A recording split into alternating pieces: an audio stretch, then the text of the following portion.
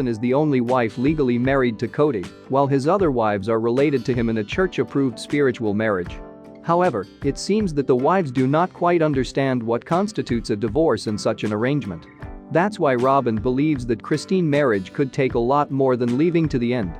On a Sunday episode of TLC, Robyn shared her feelings about Christine's divorce after 26 years of spiritual union with Kody. Speaking to Christine Outdoors, Robyn said, "Usually our church says you're divorced. You have to go ask for a divorce, you have to get the paperwork and you have to get approved. You must prove that the marriage is annulled." However, in a teasing tone, she addressed Christina, stating, "It's a little different, I think, because you don't consider yourself part of this church anymore." Back in November 2021, Kristen went public with the news of her split from Kody on Instagram, as reported by People.com. However, she moved to Salt Lake City, Utah much earlier with Truly before announcing her divorce. In her confession, Robyn stated that Christine's statement that she divorced without consulting the church invalidated their beliefs. She said, "Our church is spiritually married to Kody. If we want a divorce, we must get their approval.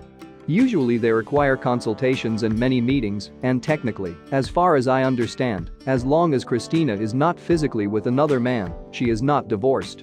But I do not know." For Kristen, however, the divorce took effect when she decided her marriage was over.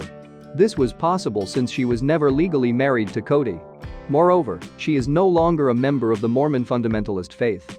In her confession, she explained, "Because I don't have any legal contract binding me to Kody, we didn't have to go through any legal process." In this episode, Kody, Christine, and the other wives sat outside together. The 50-year-old woman said she sold her house in Flagstaff and would move to Utah in a week. Do you think Robyn is right about Christina's divorce? Share your thoughts in the comments and don't forget to watch.